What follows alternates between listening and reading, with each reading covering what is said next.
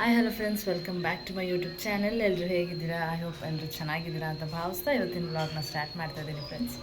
ಇವತ್ತು ಯುಗಾದಿ ಹಬ್ಬ ನನ್ನ ಕಡೆಯಿಂದ ಎಲ್ರಿಗೂ ಯುಗಾದಿ ಹಬ್ಬದ ಶುಭಾಶಯಗಳು ಫ್ರೆಂಡ್ಸ್. ಎಲ್ಲ ಬೇವು ಬೆಲ್ಲ ತಿಂದು ಎಲ್ಲರೂ ಖುಷಿಯಾಗಿರಿ. ಹಾಗೆ ಇವತ್ತು ಪೂಜೆ ಎಲ್ಲ ಆಯಿತು. ನಾನೇನು ಪೂಜೆ ಮಾಡಿಲ್ಲ ಇವತ್ತು. ಮಮ್ಮಿನೆಲ್ಲ ಪೂಜೆ ಮುಗಿಸಿ ಇವಾಗ ತಿಂಡಿಗೆ ರೆಡಿ ಮಾಡ್ಕೊತಾ ಇದ್ದಾರೆ. ಆಲ್ಮೋಸ್ಟು ಆಗಿದೆ. ಮಾಮೂಲಿ ಇಡ್ಲಿ, ವಡೆ, ಸಾಗು, ಚಟ್ನಿ ಎಲ್ಲ ರೆಡಿ ಮಾಡ್ಕೊತಾ ಇದ್ದಾರೆ. ಇವತ್ತು ಏನಂದರೆ ನಮ್ಮ ಆಂಟಿ ಕರಿತಾ ಇದ್ದಾರೆ. ನಮ್ಮ ಮಮ್ಮಿ ಅಂದರೆ ಆಂಟಿ ಅಂದರೆ ಅಪ್ಪನ ತಮ್ಮನ ಹೆಂಡ್ತಿ ಕರಿತಾ ಇದ್ದಾರೆ ತಿಂಡಿಗೆ ಬಾಬಾ ಅಂತ. ಅದಕ್ಕೆ ಅಲ್ಲಿಗೆ ಹೋಗ್ತಾಯಿದ್ದೀನಿ ಇವತ್ತು. ಇನ್ನು ಮಧ್ಯಾಹ್ನ ಎಲ್ಲಿ ತಿನ್ಕೊಂಡ್ರೆ ಆಯಿತು ಅಂತ ಇವಾಗ ಅಲ್ಲಿಗೆ ಹೋಗ್ತಾಯಿದ್ದೀನಿ. ರೆಡಿಯಾಗಿದ್ದೀನಿ, ಇವಾಗ ಹೊರಟಿದ್ದೀನಿ. ಮನೆ ಪಕ್ಕದಲ್ಲೇ ಅಲ್ವಾ, ಫೋನ್ ಮಾಡಿದರು. ಸೊ ಹೋಗೋಣ ಬನ್ನಿ ಫ್ರೆಂಡ್ಸ್. ನಾನು ಹೇಳಿದ್ನಲ್ಲ ಆಂಟಿ ಮನೆಯಲ್ಲೇ ಟಿಫನ್ಗೆ ಕರೆದಿದ್ರು ಅಂತ. ಅಲ್ಲೂ ಇಡ್ಲಿ ಮತ್ತು ಸಾಗು, ಚಟ್ನಿ, ವಡೆ ಎಲ್ಲನೂ ಮಾಡಿದರು. ಎಲ್ಲನೂ ತುಂಬ ಚೆನ್ನಾಗಿತ್ತು, ಟೇಸ್ಟ್ ಆಯಿತು, ಚೆನ್ನಾಗಿತ್ತು. ನಮ್ಮ ಮಮ್ಮಿನೂ ಆಲ್ಮೋಸ್ಟ್ ರೆಡಿ ಆಗ್ತಾಯಿತ್ತು ಅಷ್ಟರಲ್ಲಿ ಕಾಲ್ ಮಾಡಿದ್ರು.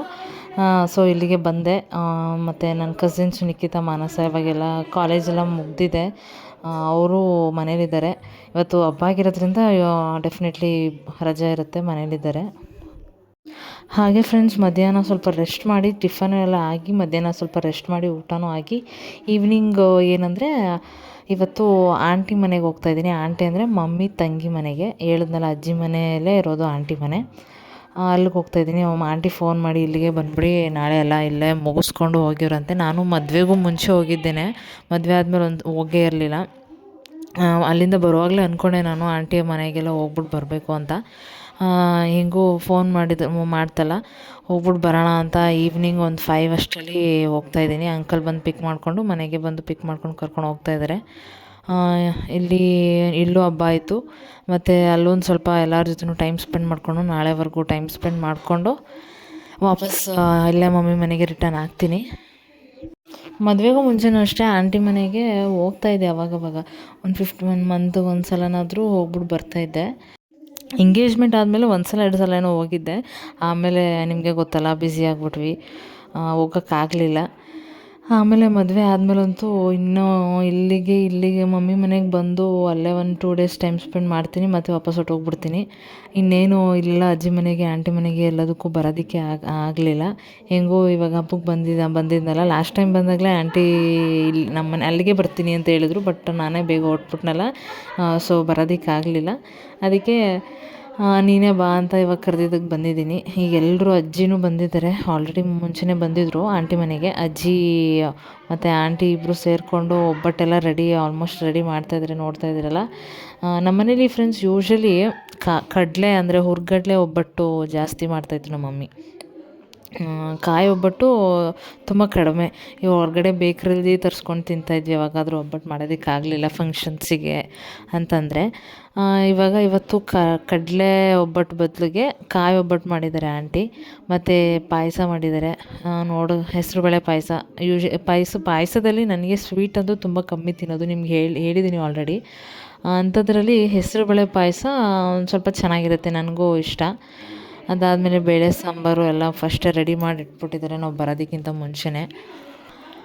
ಒಬ್ಬಟ್ಟು ಎಲ್ಲ ಆಲ್ಮೋಸ್ಟ್ ಆಗ್ತಾಯಿದೆ. ಮತ್ತು ಮಮ್ಮಿನೂ ಆಮೇಲೆ ಬರ್ತೀನಿ ಹೋಗು ಅಂತ ಹೇಳಿದ್ರು. ನನ್ನ ತಮ್ಮ ದೇವಸ್ಥಾನಕ್ಕೆ ಹೋಗಿದ್ದ, ಮನೆ ದೇವ್ರ ಪೂಜೆ ಇತ್ತು. ನಮ್ಮ ತಮ್ಮ ಅಲ್ಲಿ ಮುಗಿಸ್ಕೊಂಡು ನಮ್ಮ ಮಮ್ಮಿನ ಪಿಕ್ ಮಾಡಿಕೊಂಡು ಬರ್ತಾನೆ. ಫಸ್ಟ್ ನಾನೇ ಬಂದೆ.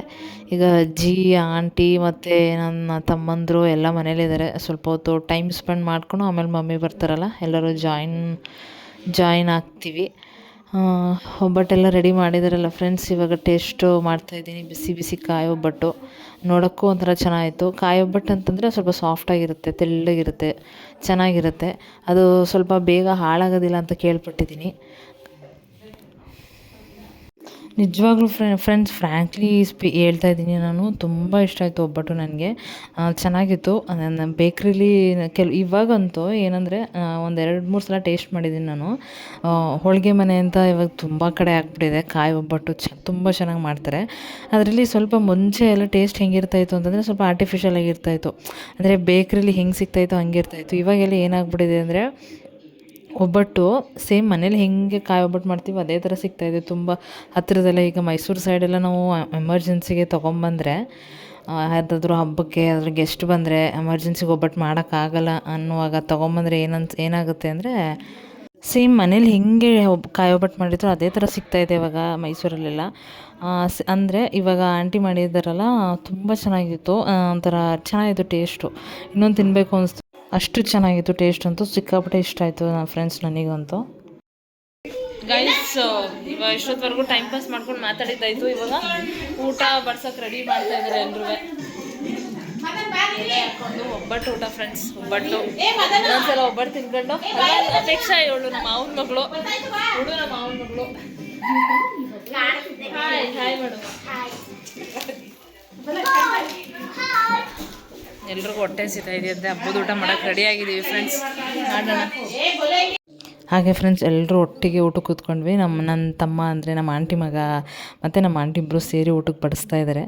ಪಾಯಸ ಹಾಕಿಸ್ಕೊಂಡು ಟೇಸ್ಟ್ ನೋಡೋಣ ಹೇಗಿದೆ ಅಂತ. ಪಾಯಸನೂ ಅಷ್ಟು ತುಂಬ ಚೆನ್ನಾಗಿತ್ತು. ಈ ಥರ ಎಲ್ಲರೂ ಸೇರಿ ಗೊತ್ತೇ ಇದೆ, ಹತ್ತಿರದಲ್ಲಿ ನನ್ನ ಮದುವೆ ಆಗಿತ್ತು. ಮದುವೆಯಲ್ಲೇ ಲಾಸ್ಟು ಅನಿಸುತ್ತೆ ಎಲ್ಲರೂ ಒಟ್ಟಿಗೆ ಸೇರಿದ್ದು. ಅದಾದಮೇಲೆ ಎಲ್ಲಿ ಟೈಮೇ ಸಿಕ್ಕಿಲ್ವಲ್ಲ, ನಮ್ಮದು ಓಡಾಟ ಅದು ಇದು ಅಂತಾಯಿತು. ಅವ್ರ ಕೆಲಸದಲ್ಲಿ ಬ್ಯುಸಿ ಆದರು. ಇವಾಗ ಹಬ್ಬ ಬಂದಿರೋದ್ರಿಂದ ಈ ಥರ ಹಬ್ಬ ಬರೋದೇ ಎಲ್ಲರೂ ಫ್ಯಾಮಿಲಿ ಎಲ್ಲ ಜೊತೆಗೆ ಸೇರಲಿ ಅಂತ ಅನಿಸುತ್ತೆ. ಹಾಗೆ ಫ್ರೆಂಡ್ಸ್ ಎಲ್ಲರೂ ಸೇರ್ಕೊಂಡು ಊಟ ಮಾಡ್ತಾಯಿದ್ವಿ. ಮತ್ತು ಒಬ್ಬಟ್ಟು ಚೆನ್ನಾಗಿರೋದಕ್ಕೆ ಮೊದಲು ಬಂದ ತಕ್ಷಣ ಈಗ ಊಟ ಟೈಮ್ಗೆ ಇನ್ನೊಂದು ಒಬ್ಬಟ್ಟು ಹಾಕಿಸ್ಕೊಂಡೆ. ಇಲ್ಲಾಂದರೆ ಸ್ವಲ್ಪ ಏನೋ ಟೇಸ್ಟ್ ಹೆಚ್ಚು ಕಮ್ಮಿ ಆದರೆ ನಾನು ಅಷ್ಟೊಂದು ಸ್ವೀಟ್ನ ನಾನು ಅಷ್ಟು ಇಷ್ಟಪಡಲ್ಲ. ಹಾಗೆ ಅವಲಕ್ಕಿ ಉಪ್ಪಿಟ್ಟು ಮಾಡಿದರು ಮಮ್ಮಿ ಮತ್ತು ಅತ್ತೆ. ರೈಸ್ ತಿನ್ನಲ್ಲ ಇವತ್ತು, ಏನೋ ಅಮಾವಾಸ್ಯೆ ಏನೋ ರೈಸ್ ತಿನ್ನಲ್ಲ ಅಂತ ಹೇಳಿದ್ರು. ಅದಕ್ಕೆ ಅವಲಕ್ಕಿ ಉಪ್ಪಿಟ್ಟು ಮಾಡಿದ್ರು. ಸ್ವಲ್ಪ ಅವಲಕ್ಕಿ ಉಪ್ಪಿಟ್ಟು ಟೇಸ್ಟ್ ಮಾಡಿ ಇವಾಗ ರೈಸ್ ಸಾಂಬಾರೆಲ್ಲನೂ ಟೇಸ್ಟ್ ಮಾಡ್ತಾಯಿದ್ದೀನಿ. ಎಲ್ಲ ಊಟ ಎಲ್ಲ ಕಂಪ್ಲೀಟ್ ಆಯಿತು. ವಡೆ ಮತ್ತು ಬಜ್ಜಿ ಎಲ್ಲನೂ ಮಾಡಿದರು. ಎಲ್ಲರೂ ಸುಮಾರು ದಿನ ಆಗಿತ್ತಲ್ಲ ಈ ಥರ ಜಾಯ್ನ್ ಆಗಿ. ಹಾಗೆ ಊಟ ಮಾಡ್ತಾ ಮಾತಾಡಿಕೊಂಡು ಮಮ್ಮಿ, ನಾನು, ಅಜ್ಜಿ, ಆಂಟಿ ಮತ್ತು ಆಂಟಿ ಮಕ್ಕಳು, ಅತ್ತೆ ಮಕ್ಕಳು. ಫ್ರೆಂಡ್ಸ್ ನೋಡಿ, ಇಲ್ಲೂ ನಂದಗೋಕುಲ ಬಿಡ್ತಾಯಿಲ್ಲ ಇವರು. ನಮ್ಮ ಮನೇಲೂ ನಂದಗೋಕುಲ ಬಿಡ್ತಾಯಿಲ್ಲ. ಇಲ್ಲಿ ಸೀರಿಯಸ್ ಆಗಿ ನೋಡ್ತಾಯಿದ್ರೆ ಎಲ್ಲರೂ ನಂದಗೋಕುಲ ಸೀರಿಯಲ್ನ. ಅಷ್ಟೊಂದು ಚೆನ್ನಾಗಿದೆ ಏನೋ ಗೊತ್ತಿಲ್ಲ. ಬಟ್ ನಾನು ಮಧ್ಯ ಸೀನ್ಸ್ ನೋಡ್ಕೋತೀನಿ ಅಷ್ಟೇ, ಜಾಸ್ತಿ ಏನು ನೋಡೋದಕ್ಕೆ ಹೋಗಲ್ಲ. ನೀನು ನೋಡ್ತೀಯ ಅನ್ವಿತಾ? ನೀನು ನೋಡ್ತೀಯನೇ ನೀನು? ಹಾಗೆ ಫ್ರೆಂಡ್ಸ್ ಇಷ್ಟೊತ್ತವರೆಗೂ ಎಲ್ಲರೂ ಮಾತಾಡಿದ್ರು. ಅತ್ತೆ ಮಕ್ಕಳೆಲ್ಲ ಅವ್ರ ಮನೆಗೆ ಹೋದ್ರು ಮಲ್ಕೊಳ್ಳೋಣ ಅಂತ. ಟೈಮ್ ಆಗಿದೆ, ಇನ್ನೇನು ನಾವು ಮಲ್ಕೊಳ್ಳೋ ಟೈಮು 10 o'clock ಆಗಿದೆ. ಮಾತಾಡಿ ಎಲ್ಲ ಏನೇನು ಬ್ಯಾಲೆನ್ಸ್ ಇತ್ತು ಎಲ್ಲ ಮಾತಾಡಿ ಮುಗಿಸಿದ್ವಿ. ಈಗ ಏನಾದರೂ ಮಲ್ಕೊಳ್ಳೋದು ಅಷ್ಟೇ ಫ್ರೆಂಡ್ಸ್. ಇವತ್ತು ಹಬ್ಬ ಆಗಿರೋದ್ರಿಂದ ಏನಂದರೆ ಶಿವ ಅವರು ಇವತ್ತು ಬರೋದಕ್ಕಾಗಲಿಲ್ಲ. ಅವರು ಮನೆಯಲ್ಲಿ ಪೂಜೆ ಇದ್ದಿದ್ದರಿಂದ ನೀವು ಡೆಫಿನೆಟ್ಲಿ ಕ್ವಶನ್ ಕೇಳ್ತೀರ, ಶಿವಣ್ಣ ಎಲ್ಲಿ, ಅವರು ಯಾಕೆ ಬಂದಿಲ್ಲ ಅಂತ. ಅದಕ್ಕೆ ಫಸ್ಟೇ ನಿಮಗೆ ಕ್ಲಾರಿಫೈ ಮಾಡಿಬಿಡ್ತಾಯಿದ್ದೀನಿ. ಇವತ್ತು ಏನಂದರೆ ಅಲ್ಲಿ ನೆನೆ ವಿಡಿಯೋದಲ್ಲಿ ನಿಮಗೆ ಹೇಳಿದ್ದೆ, ನಾನು ಅವ್ರ ಡ್ಯಾಡಿಗೆ ಇವತ್ತು ಹಬ್ಬದ ದಿನ ಎಡೆ ಹಾಕ್ತಾರೆ.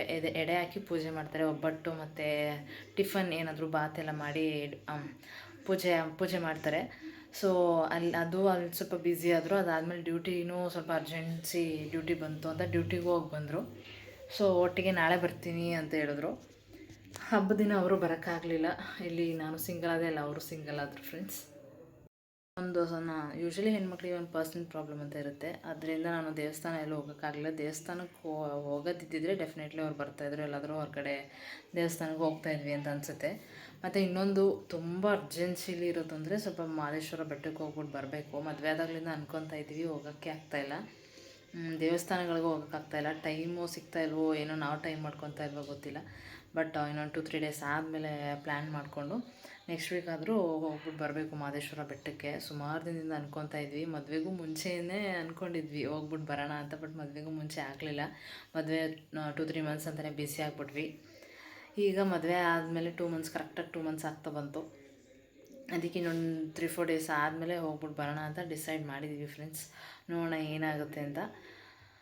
ದೇವಸ್ಥಾನಕ್ಕೆ ಯಾವಾಗ ಟೈಮ್ ಬರುತ್ತೋ ಆವಾಗಲೇ ಹೋಗೋಕ್ಕಾಗೋದು. ನಾನು ಎಷ್ಟೊಂದು ಜನನ ಬಾಯಲ್ಲಿ ಕೇಳಿದ್ದೀನಿ, ದೇವರು ಕರೆಸ್ಕೋಬೇಕಂತೆ. ಆವಾಗಲೇ ಟೈಮ್ ಬಂದಾಗಲೇ ಹೋಗೋಕ್ಕಾಗೋದು. ಅವರು ಫ್ರೀ ಆಗಲಿ, ಸ್ವಲ್ಪ ಅವರು ಡ್ಯೂಟಿ ಅದು ಇದು ಅಂತ ಬ್ಯುಸಿ ಆಗಿಬಿಡ್ತಾರೆ. ಟೈಮ್ ಸಿಕ್ಕಾಗ ಹೋಗ್ಬಿಟ್ಟು ಬರ್ತೀವಿ. ಹಾಗೆ ಫ್ರೆಂಡ್ಸ್, ಇದಾಗಿತ್ತು ನನ್ನ ಇವತ್ತಿನ ಒಂದು ಹಬ್ಬದ ವ್ಲಾಗ್. ಈ ವ್ಲಾಗ್ ನಿಮಗೆ ಇಷ್ಟ ಆಗಿದೆ ಅಂತ ಭಾವಿಸ್ತೀನಿ. ಇಷ್ಟ ಆಗಿದರೆ ಲೈಕ್ ಮಾಡಿ, ಶೇರ್ ಮಾಡಿ, ಹಾಗೆ ಕಮೆಂಟ್ ಮಾಡಿ. ಇನ್ನು ಯಾರ್ಯಾರು ನನ್ನ ಚಾನಲ್ನ ಸಬ್ಸ್ಕ್ರೈಬ್ ಮಾಡಿದೆ ಹಾಗೆ ನನ್ನ ವೀಡಿಯೋಸ್ನ ನೋಡ್ತಾ ಇದ್ದೀರಾ, ಪ್ಲೀಸ್ ಸಬ್ಸ್ಕ್ರೈಬ್ ಮಾಡಿಕೊಂಡು ನನ್ನ ವೀಡಿಯೋಸ್ನ ನೋಡಿ. ಹಾಗೆ ಹೀಗೆ ಸಪೋರ್ಟ್ ಮಾಡ್ತಾಯಿರಿ ಫ್ರೆಂಡ್ಸ್. ನನ್ನ ಇಷ್ಟು ದಿನ 6 ಮಂತ್ಸ್ 7 ಮಂತ್ಸ್ ಜಾಸ್ತಿನೇ ಆಯಿತು. 6 ಮಂತ್ಸ್ 7 ಮಂತ್ಸ್ ಆಯಿತು ನಾನು ಯೂಟ್ಯೂಬ್ ಚಾನಲ್ನ ಓಪನ್ ಮಾಡಿ. ಆವಾಗಿಂದ ಎಷ್ಟು ಸಪೋರ್ಟ್ ಮಾಡ್ಕೊಂಬಂದಿದ್ದೀರಾ, ಇನ್ನು ಮುಂದಕ್ಕೂ ಪ್ಲೀಸ್ ಹೀಗೆ ಸಪೋರ್ಟ್ ಮಾಡ್ತಾಯಿರಿ, ಹೀಗೆ ಬೆಳೆಸಿ ಅಂತ ಕೇಳ್ಕೊತೀನಿ friends. Thank you so much.